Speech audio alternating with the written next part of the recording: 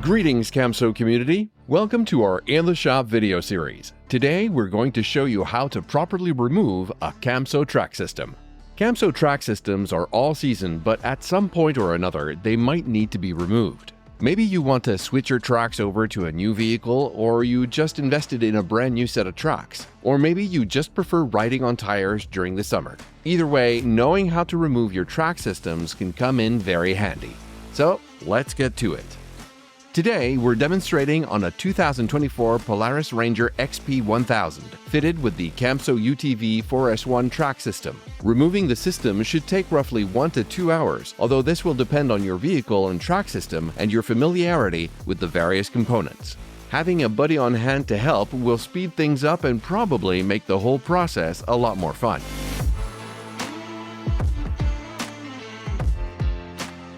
Here's what you'll need: wrench kit, hammer, ratchet and ratchet end, impact electric wrench, torque wrench. You'll also want to have pressure washer, wheel blocks, jack stands, degreaser, clean cloth. Keep in mind that some tools may vary based on your track system as well as your vehicle. Start by removing most of the dirt, mud, or grass on your track system with a pressure washer. Especially focus on the frame, sprockets, and anti-rotation brackets. Be sure to clean both sides of each track system.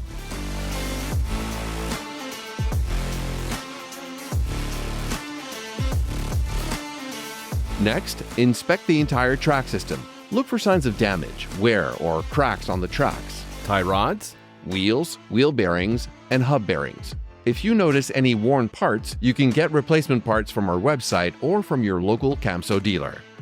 To give a better idea, here are some examples of wear and cracks that indicate a part needs replacing. Here, we can see some wear on the wheel bearings. This is a sign of wear on the hub bearings. This frame track guide is showing signs of wear.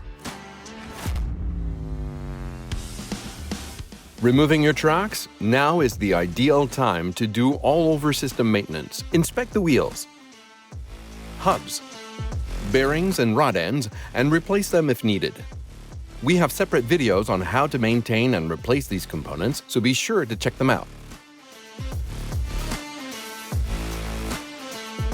Now you're ready to remove the track system.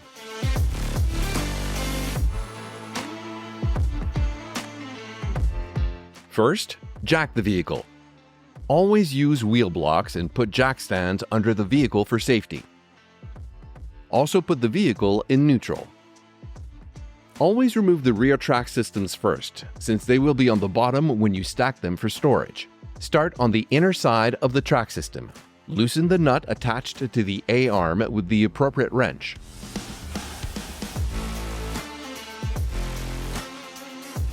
Then, remove the 4 hub nuts with an electric wrench. These hub nuts are similar to the ones on the wheels of your car. You can rotate the track to make the hubs easier to remove. Once you've done that, you can go ahead and remove the track system from the vehicle.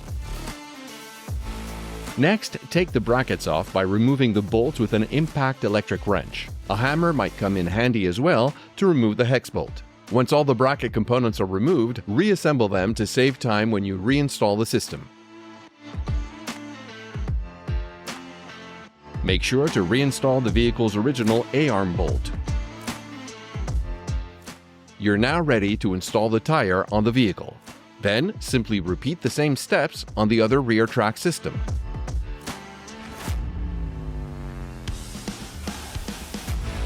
Let's move on to removing the front track systems. Place wheel blocks on the rear tires first, then jack the front of the vehicle. Add jack stands for safety.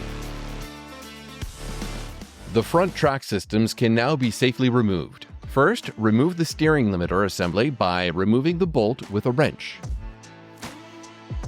Then, remove the bolt from the plates and the anti-rotation brackets from the suspension A-arms.